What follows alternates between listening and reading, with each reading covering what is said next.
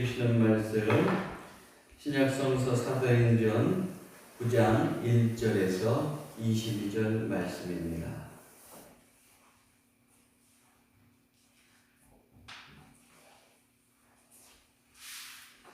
이 계시의 말씀을 봉독할 때에 살아계신 하나님의 음성을 들으시기를 기원합니다. 사울이 주의 제자들에 대하여 여전히 위협과 살기가 등등하여 대제사장에게 가서 다메섹 여러 회당에 가져갈 공문을 청하니 이는 만일 그 도를 따르는 사람을 만나면 남녀를 막론하고 결박하여 예루살렘으로 잡아오려 함이라. 사울이 길에 가다가 다메섹에 가까이 이르더니 호련히 하늘로부터 빛이 그를 둘러 비추는지라. 땅에 엎드러져 들음에 소리가 있어 이르시되 사울아 사울아 네가 어찌하여 나를 박해하느냐 하시거늘 대답하되 주여 누구시니이까. 이르시되 나는 네가 박해하는 예수라. 너는 일어나 시내로 들어가라. 내가 행할 것을 네게 이를 자가 있느니라 하시니 같이 가던 사람들은 소리만 듣고 아무도 보지 못하여 말을 못하고 서 있더라. 사울이 땅에서 일어나 눈은 떴으나 아무것도 보지 못하고 사람의 손에 이끌려 다메섹으로 들어가서 사흘 동안 보지 못하고 먹지도 마시지도 아니하니라. 그때에 다메섹에 아나니아라 하는 제자가 있더니 주께서 환상 중에 불러 이르시되 아나니아야 하시거늘 대답하되 주여 내가 여기 있나이다 하니 주께서 이르시되 일어나 집가라 하는 거리로 가서 유다의 집에서 5사람 사울이라 하는 사람을 찾으라. 그가 기도하는 중이라.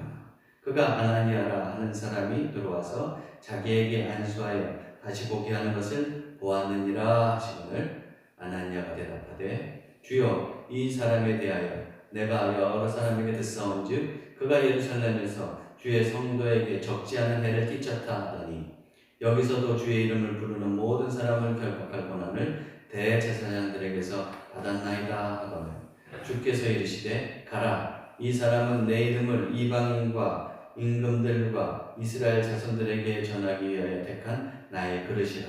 그가 내 이름을 위하여 얼마나 권한을 받아야 할 것을 내가 그에게 보리라 하시니 아나니아가 떠나 그 집에 들어가서 그에게 안수하여 이르되 형제 사울아 주 곧 네가 오는 길에서 나타나셨던 예수께서 나를 보내어 너로 다시 보게 하시고 성령으로 충만하게 하신다 하니 즉시 사울의 눈에서 비늘 같은 것이 벗어져 다시 보게 된지라. 일어나 세례를 받고 음식을 먹음에 강건해지니라. 사울이 다메섹에 있는 제자들과 함께 며칠 있을새 즉시로 각 회당에서 예수가 하나님의 아들이심을 전파하니 듣는 사람이 다 놀라 말하되 이 사람이 예루살렘에서 이 이름을 부르는 사람을 말하려던 자가 아니냐. 여기 온 것도 그들을 결박하여 대제사장들에게 끌어가고자 함이 아니냐 하더라. 사울은 힘을 더 얻어 예수를 그리스도라 증언하여 다메섹에 사는 유대인들을 당혹하게 하니라. 아멘.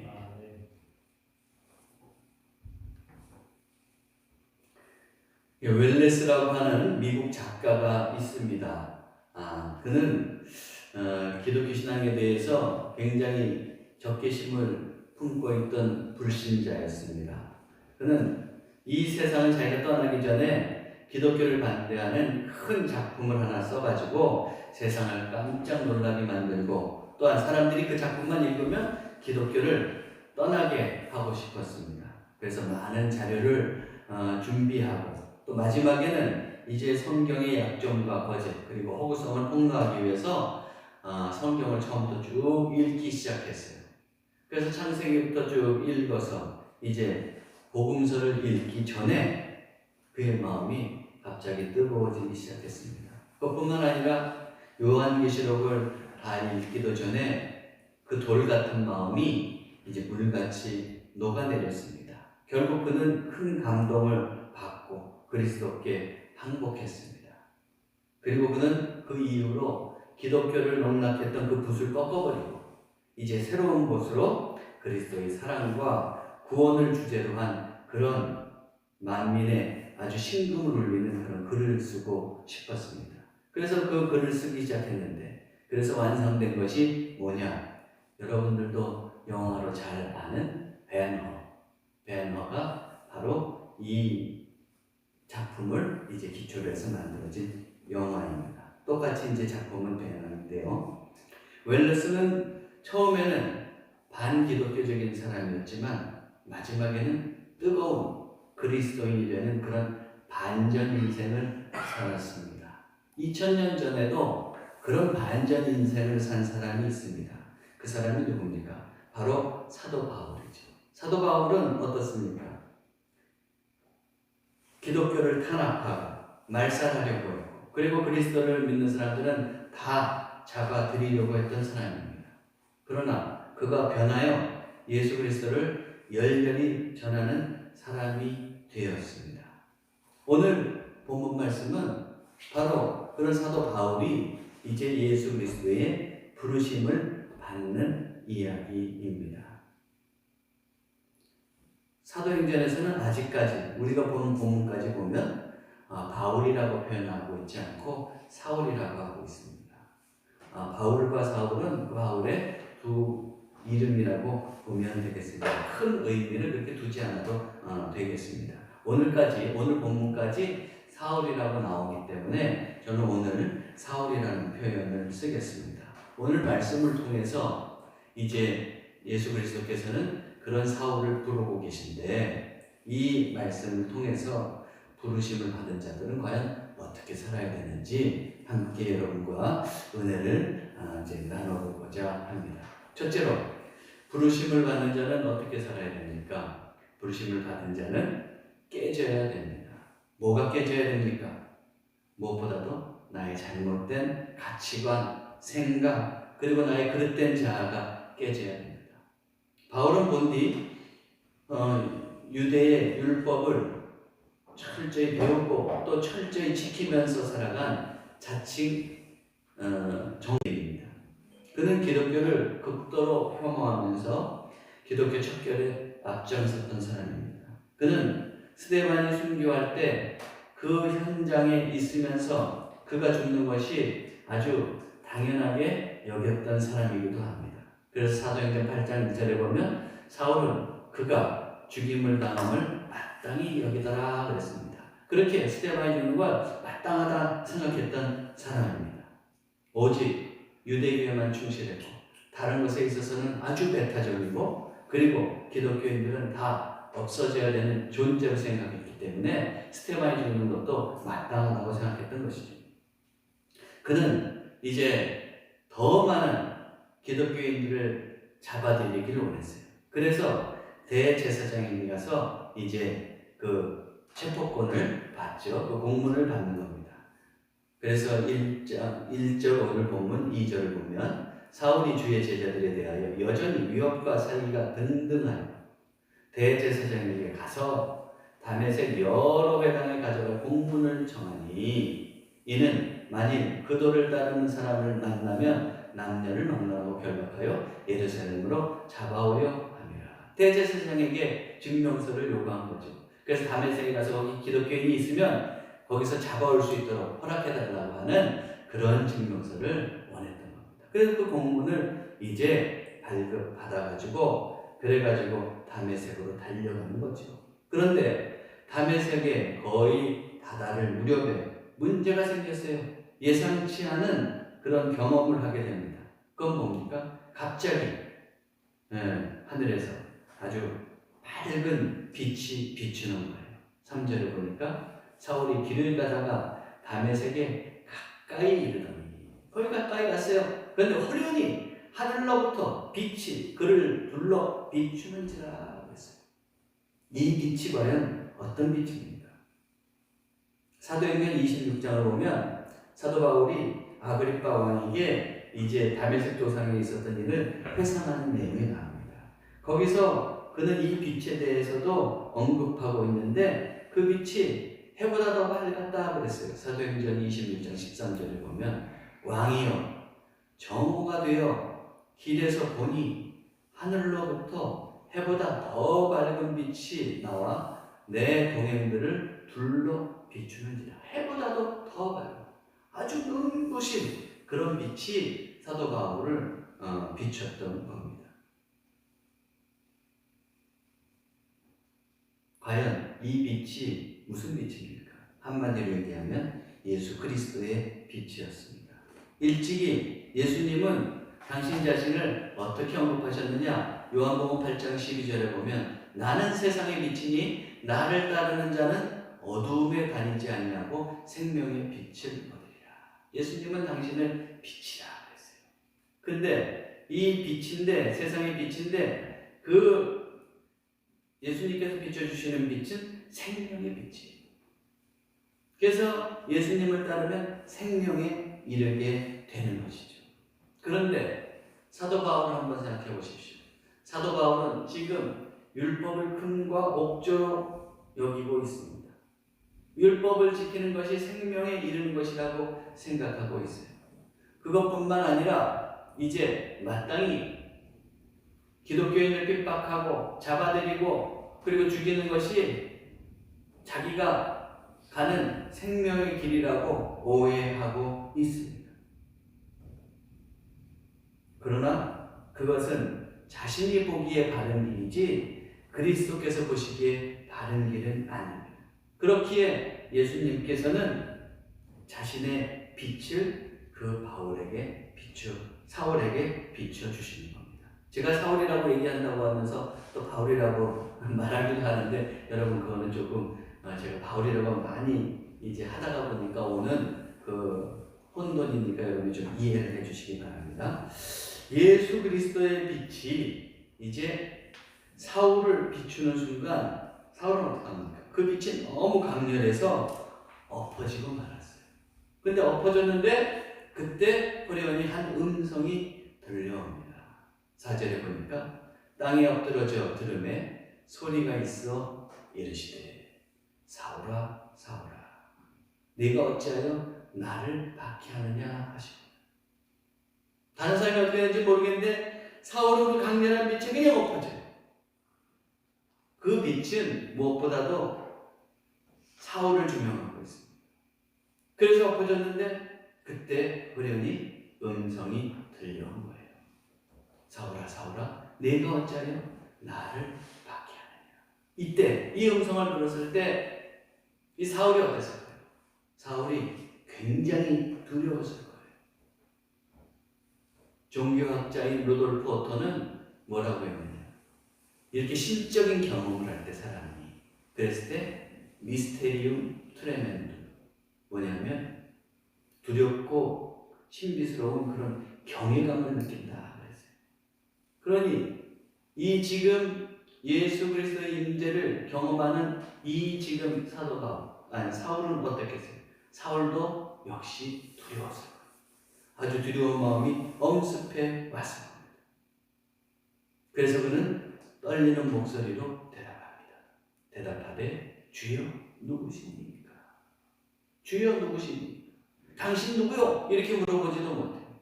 이제 거기에 예수님의 빛에 또 예수님께 압도되어서 그는 두려운 마음으로 주여 주님이라고 그렇게 표현하고 있는 것을 보게 됩니다. 그때 주님의 음성이 들려옵니다. 나는 내가 박해하는 예수라. 너는 일어나 시내로 들어가라. 내가 행할 것을 내게 이를 자가 있느니라. 나는 내가 박해하는 예수라. 이때 바울이 어땠어요? 깜짝 놀랐을 거예요. 왜요? 사도 바울은 예수 그리스도를 사울을 이때까지만 해도 예수 그리스도를 극도로 경멸하고 증오했기 때문입니다. 그런데 자기가 핍박하는 그 예수님이 사울에게 나타나서 말을 걸어오십니다. 그러니 얼마나 깜짝 놀라지 않을 수 있겠습니까? 그 예수님께서 이제 시내로 들어가라고 합니다. 그러면 다음에 행할 것을 알려줄 것이라고 그렇게 말씀하세요. 그래서 그 말을 듣고 이제 사울이 행동하는 거예요. 8절 9절을 보면 사울이 땅에서 일어나 눈은 떴으나 아무것도 보지 못하고 사람의 손에 끌려 다메섹으로 들어가서 사흘 동안 보지 못하고 먹지도 마시지도 아니하니라. 땅에서 비로소 일어났어요. 근데 어느 순간 자기도 모르는 사이에 보니까는 눈은 떠 있는데 하나도 보이지 않아요. 아무것도 보이지 않아요. 일순간 맹인이 된 겁니다. 그래서 그는 어떻습니까? 혼자 움직이지도 못하고 다른 사람들의 부축을 받으면서 이제 다메섹 시내로 들어가는 거예요. 직가라고 하는 동네로 들어가게 되는 겁니다.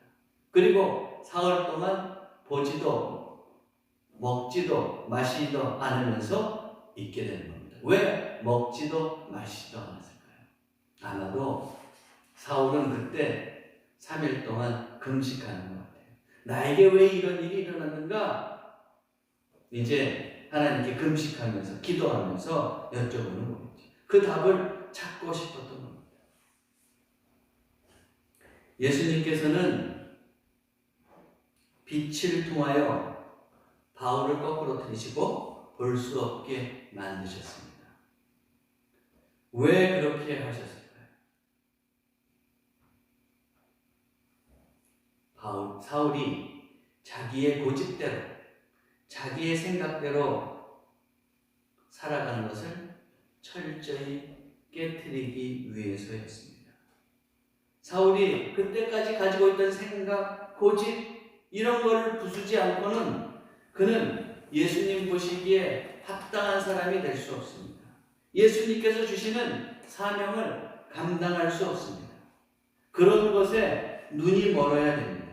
사울이 가지고 이제까지 가지고 살았던 잘못된 생각과 그리고 삶의 방식에서 결별하고 그런 것들을 버리게 하기 위해서 예수님께서는 그를 넘어뜨리고 또한 눈을 멀게 하셨던 겁니다. 자, 우리도 예수님의 부르심을 받았다고 한다면 어떻게 해야 됩니까? 이제껏 우리가 가지고 있고 또 보고 있던 것들 다 나쁘다는 게 아니에요. 그런데 내가 품고 있는 생각과 가치관과 이런 것들 중에서 헛된 것들 이런 것들 어떻게 해요? 주님 보시기에 합당하지 않은 것들 이런 것들 어떻게 해요? 다 거두어 버려야 됩니다. 그런 헛된 것들에 대해서 장님이 돼야 돼요. 맹인이 돼야 돼요. 철저히 깨뜨려 버려야 합니다. 철저히 부수고 깨뜨리는 작업과 함께 오직 예수님만을 주님으로 고백해야 합니다. 그런데 그렇게 해야 하는데 그렇게 깨뜨리는 작업이 사실 쉽지는 않아요. 번거롭고 때때로는 고통이 다가오기도 합니다. 지금 사울이 그렇게 자기의 그릇된 자를 다 깨뜨리기 위해서 일시적으로 맹인이 되었을 때 얼마나 보지 못하는 그런 고통스러움이 있었겠어요. 그것과 마찬가지로 우리도 정말로 온전히 주님의 부르심에 응답하고 주님을 바라보기 위해서 내 안에 있는 그릇된 것들을 깨뜨려야 되는데 그 깨뜨리는 작업이 여간 성가시고 번거롭고 고통스러운 것이 아니라는 것을 우리는 깨달아야 됩니다. 그래서 우리는 그런 고통을 감내할 수 있어야 됩니다. 그럴 때 우리는 진정으로 주님의 부르심을 받는 사람들이 될 수가 있습니다. 제가 중학교 때 그냥 기타에 탁 꽂혔어요. 그래서 기타를 너무 치고 싶은 거예요. 그래서 어떻게 했느냐, 이제 중3 때 연합고사를 끝나고 그리고 나서 부모님께 막 졸라가지고 학원비를 받았어요. 그리고서 어떻게 했냐면 이제 정도까지 나와가지고 제가 그냥 학원을 찾아가지고 가서 등록하고 기타를 2달간 배웠던 그런 기억이 납니다. 처음에 그냥 코드 조금 잡고 띵띵 치는데 그게 얼마나 또 재밌었던지. 근데 하면서 힘들었던 게 하나 있어요. 기타를 배우면 다 쉽게 될 줄 알았는데 처음에 코드를 잡는데 손이 아파 죽겠는 거예요. 그래서 2, 3일 하다가 보니까 이 손끝이 다 그냥 뭉개질 정도로 그렇게 그냥 피가 맺혀서 뭉개질 정도가 되는 거예요. 다 허물이 벗겨지고. 근데 어때요? 거기서 아프다고 포기하면 기타를 못 배우는 거예요. 좀 힘들고 고통스럽고 여기는 좀 아파도 그래도 그걸 참아내야죠. 선생님이 그러는 거예요. 야, 처음에 다 물집 잡히고 그러는데 좀 있으면 굳은살 생기니까 참고 기타를 배워라. 그래서 제가 그 코드를 꼭 치면서 그냥 노래를 부르겠다는 일념으로 그 고통을 벗어넘겼어요. 그랬더니 나중에는 이제 그 코드 잡을 때 별로 어려움이 없었죠. 여러분, 기타를 하나 배우는데도 고비가 있고 고통이 있잖아요. 그런데 우리가 귀한 예수님의 부르심을 받고 그리고 예수님이 합당한 사람이 되어야 되는데 그때 그런 사람이 되기 위해서 우리 안에 있는 그릇된 것을 우리가 깨뜨려 버리는데 어떻게 번거로움이 없고 고통스러움이 없을 수 있겠습니까? 그러나 참으로 온전한 부르심에 합당한 사람이 되어야 되면 우리는 마땅히 그것을 깨뜨려 버릴 수 있어야 됩니다. 여러분, 한번 생각해 보세요. 주님께서 원하시는데 아직까지 깨뜨리지 않은 거 뭐 없습니까? 또 주님께서 보지 말기를 원하는데 아직까지도 그걸 보면서 쫓아가고 있는 그런 거 없습니까? 우리 주님이 부르셨어요. 비록 그런 것들을 다 깨뜨리고 그냥 눈을 감아버린다는 것이 불편하고 번거로울 것 같지만 여러분, 합당한 주님의 사람이 되기 위해서 온전히 깨뜨려버리는 용기를 가지고 마침내 깨뜨리고 그래서 부르심이 합당한 그런 주님의 자녀들이 되시기를 바랍니다. 자, 두 번째로 부르심을 받은 자는 이제 헛된 것을 다 깨뜨렸다고 한다면 이제 영적으로 새롭게 태어나야 돼요. 바울이 다메섹에서 이제 보지도 못하면서 사흘을 보내고 있을 때 한편 주님께서는 저 다메섹에 또 살고 있는 아나니아라고 하는 사람에게 이제 나타나십니다. 예수님께서는 나타나셔서 이제 말씀하셔요. 10절에서 12절 보면 그때에 다메섹에 아나니아라 하는 제자가 있더니 제자라 그랬으니까 뭐예요? 여기서 사도행전에서 제자는 12제자를 말하는 게 아니고 그리스도를 믿고 그리스도인이 된 사람, 그리스도인인 사람들, 그 사람을 제자라 표현한다고 그랬죠? 그런 제자가 있습니다. 그런데 주께서 환상 중에 불러 이르시되 아마도 이 아나니아도 기도하고 있었던 것 같아요. 그러다가 이제 환상 중에서 주님께서 부르시는 것을 이제 환상 중에서 보게 되는 거죠. 근데 환상 중에서 예수님께서 뭐라고 해요? 아나니아야 하시거늘 대답하되 주여 내가 여기 있나이다. 아나니아야 부르시네.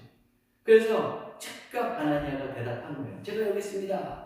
그랬더니 예수님께서 말씀하시는 거죠. 주께서 이르시되 일어나 직가라 하는 거리로 가서 유다의 집에서 5사람 사울이라 하는 사람을 찾으라. 그가 기도하는 중이다. 그 사람을 찾아가라. 사울이라고 하는 사람 찾아가라. 그러면 그가 기도 중일 거다.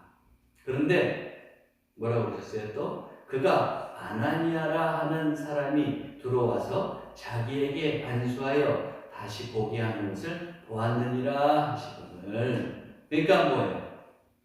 이 사울도 기도하고 있었던 것 같아요. 그러면서 환상 중에 뭐예요? 주님께서 알려주신 것이 아나니아라고 하는 사람이 와서 너에게 손을 얹어서 안수하게 되고 그때 네가 보게 될 거다. 그런 환상을 본 거예요. 그래서 아나니아가 오겠구나. 그것까지는 알고 있는 거예요.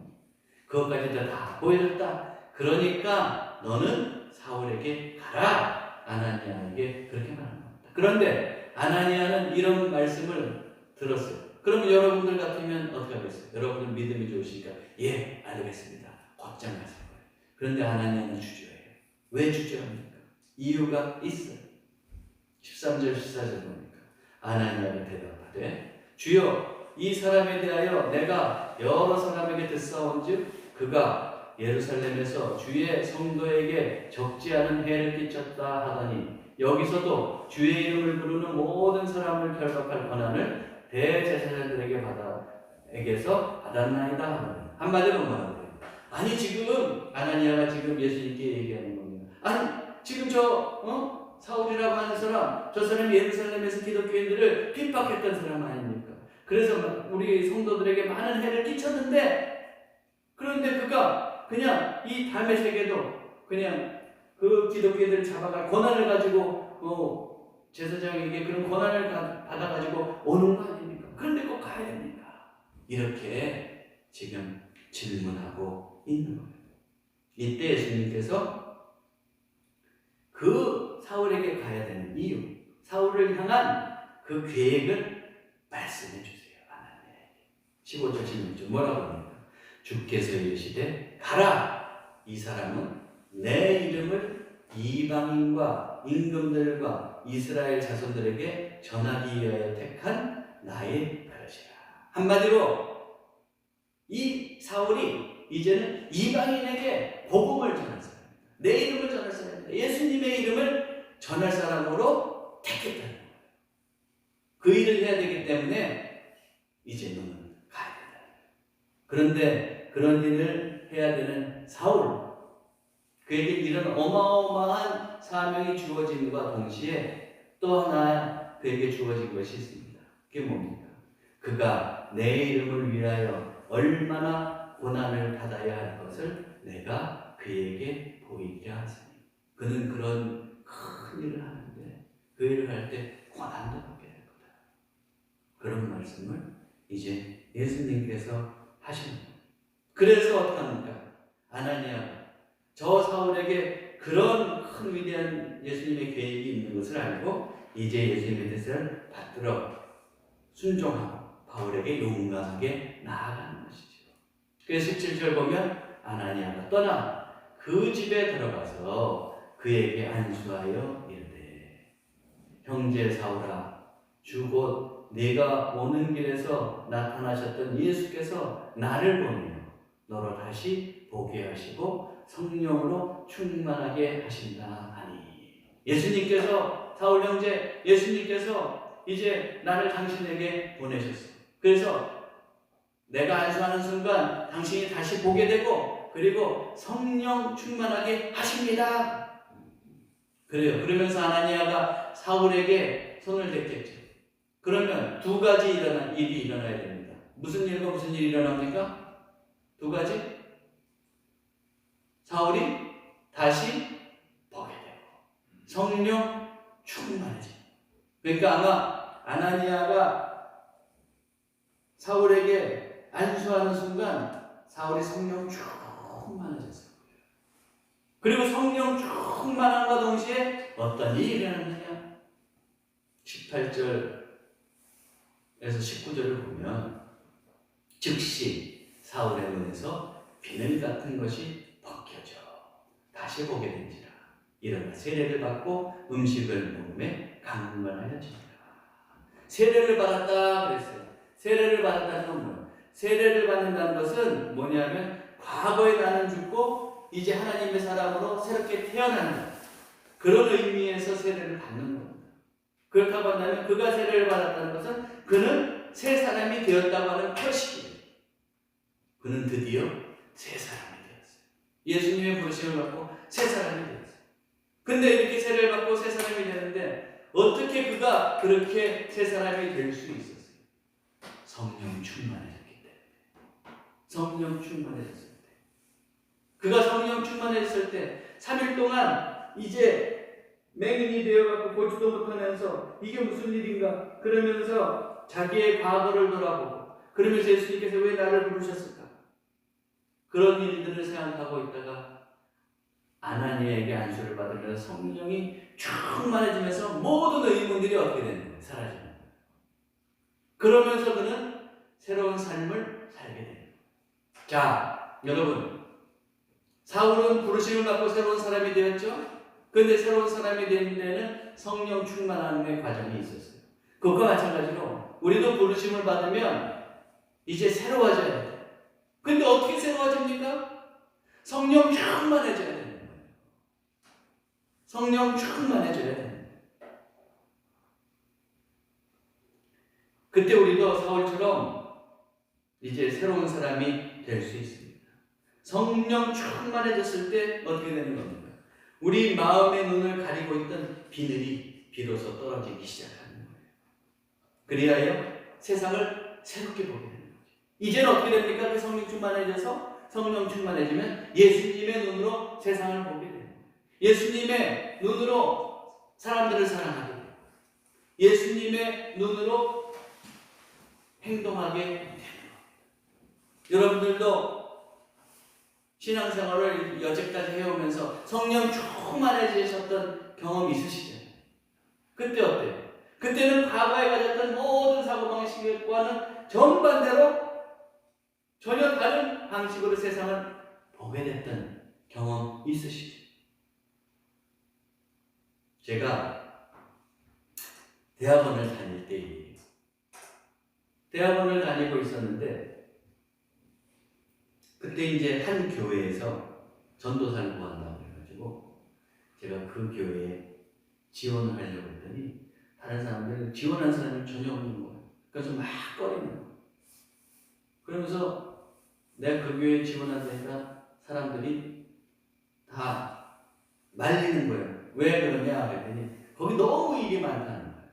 그래서 가서 거기 전도사 일을 하면은 대학원 학업을 병행하면서 일하기가 힘들다. 그래도 이상하게 성령께서 그 마음을 주셔가지고 제가 그 교회를 이제 전도사로 가게 됐어요. 그래서 우리 집사람 만났잖아요. 그런데 그게 이제 중요한 게 아니고, 그걸 갔는데 정말 일이 많은 거예요. 제가 하여튼간 퇴근을 하여튼간 제때 해본 적이 없으니까 그렇게 해서 하고 이제 대학원 졸업하고도 거기 계속 있었는데 그러고 나서 퇴근을 제대로 제 시간 해본 적이 없어요. 그러면서 이제 그렇게 일을 했는데 그러다가 어느 날 이제 중고등부 학생들을 데리고 겨울 수련회 갔다가 이제 거기서 우리 아이들과 선생님들과 다 같이 성령 충만을 경험했어요. 그랬더니 그렇게 속삭이던 그 아이들이 물론 그랬다고 그 아이들은 증오하고 미워했던 건 아니지만 얼마나 더 그렇게 사랑스러운지. 사랑스러워. 세상을 봐도 다 사람들이 사랑스러워 보이고 심지어 이제 돌아와서 이제 무슨 일을 하다가 목사님한테 좀 혼이 났어요. 혼이 나면 기분이 나빠야 돼. 전혀 상처가 안 되는 거. 그럴 수 있지.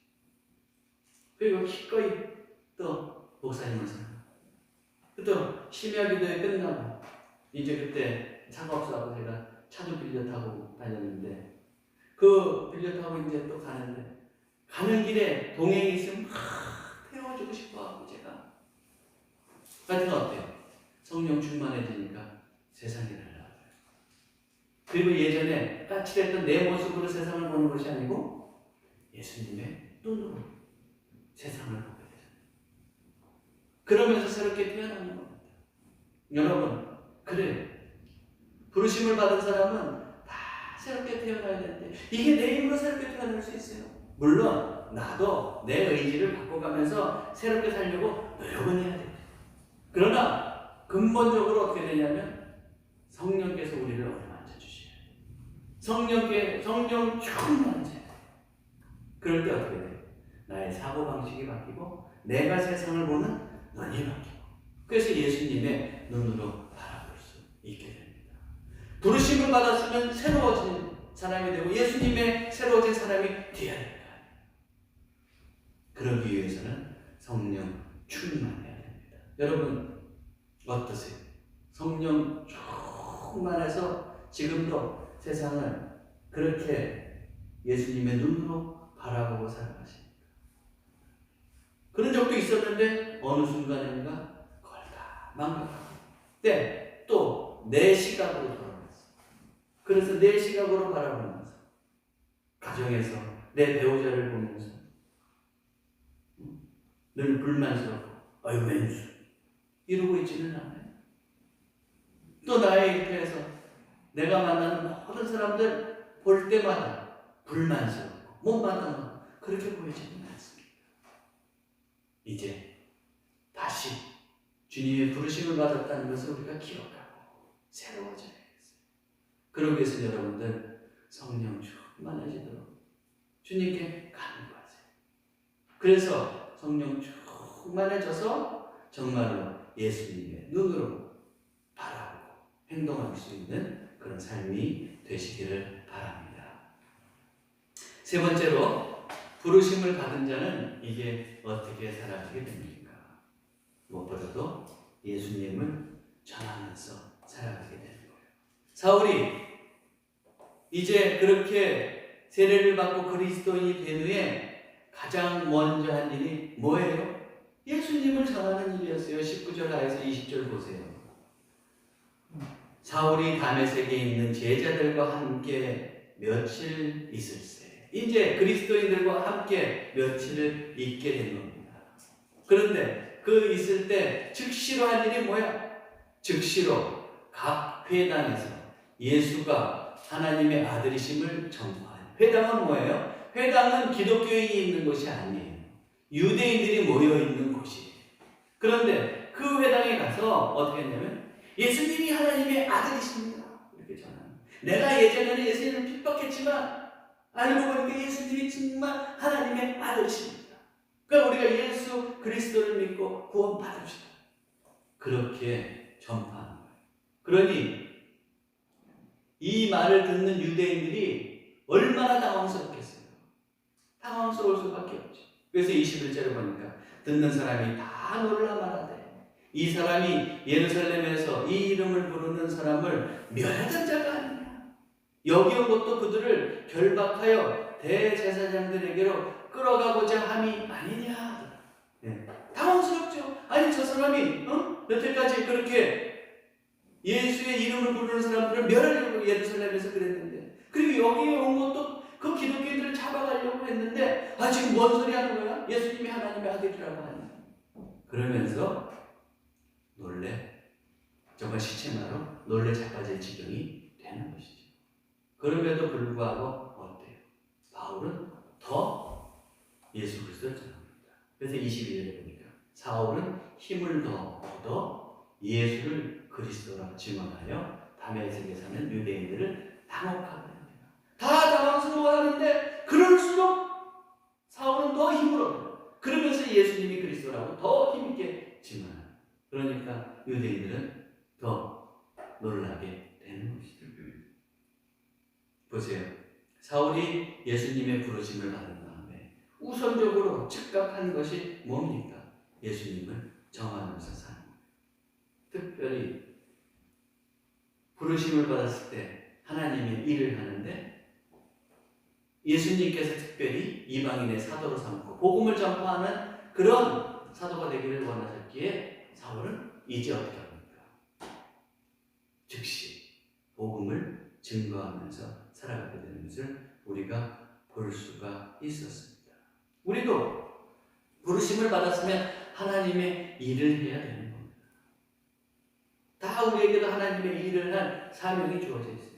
그 중에서 우리가 공통적으로 해야 될 일이 뭡니까? 바로 예수 그리스도를 전하는 일.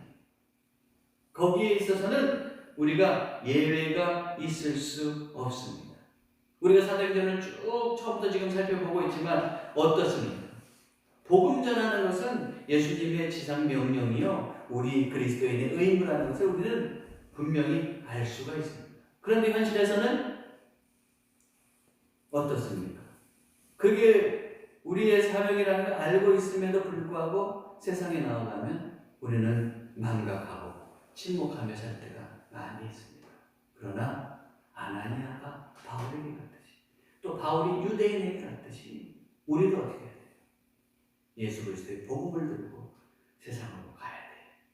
내 가정으로 가고, 그리고 나의 일터로 가고, 나의 이웃에게로 가야 됩니다. 그리고 그들에게 예수 그리스도를 전할 수 있어야 됩니다. 그런데 그런 일을 한다고 생각하면 너무 막연하고 힘들지 않을까 두려워하는 분들이 있어요. 그리고 내 힘으로 하면 두려워요. 내 힘으로 하면 힘들어요. 그러나 복음을 전하는 것은 성령의 능력으로 하는 거예요. 우리가 성령께 맡기고 복음을 전하고자 하면 성령께서 내가 어떻게 해야 될지, 내가 어느 때에 어느 상황에서 어떻게 전해야 될지 지혜를 주세요. 그래서 복음을 받아들일 만한 무르익어 있는 사람에게 나로 하여금 가게 만드세요, 성령께서. 그래서 마땅히 복음을 전할 수 있게 하십니다. 그러므로 우리가 마땅히 복음을 전해야 되는데 내 힘으로 하는 것이 아니라 성령께 의지해서 해야 된다는 것을 잊지 말아야 되겠습니다. 스코틀랜드에서 아주 시골 변들에서 목회하던 한 목사님이 있었어요. 근데 이제 나이가 많아져서 은퇴해야 될 때가 됐습니다. 평생 작은 교회에서 이제 목회하다가 은퇴하는데 이 목사님을 참 싫어했던 한 성도가 있었어요. 그래서 은퇴식이 끝난 다음에 그 성도가 이제 목사님을 좀 비아냥거리면서 비난적으로 묻는 거예요. 아니 목사님은 대체 이 교회에 계시는 동안 몇 사람이나 회심시켰습니까? 그래서 그 목사님이 대답하세요.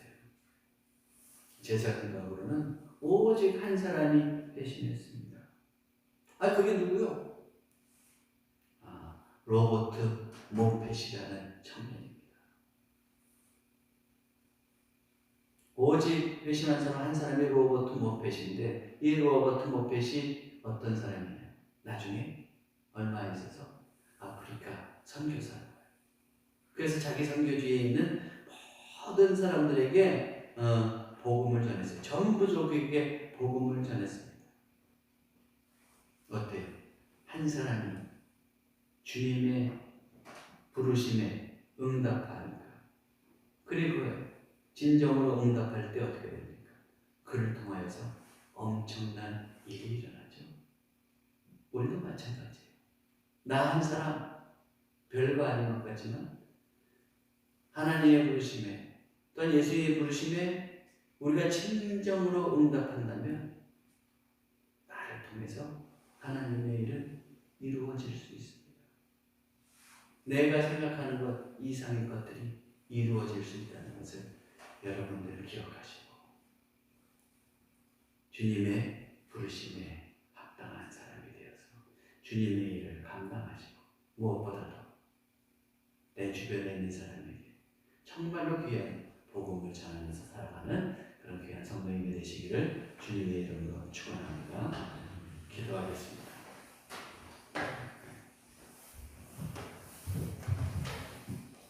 사랑의 하나님, 우리를 불러주시고 주님의 자녀로 삼아주시니 감사합니다. 이제 저희들 주님의 부르심에 진정으로 응답하며 그에 합당한 삶을 살게 하옵소서. 우리의 삶의 자리에서 부정한 것들은 다 깨뜨리게 하시고 성령 충만하여 새롭게 태어나게 하시며 하나님께서 기뻐하시는 일, 하나님의 사명, 특별히 세상에 복음 전하는 일을 온전히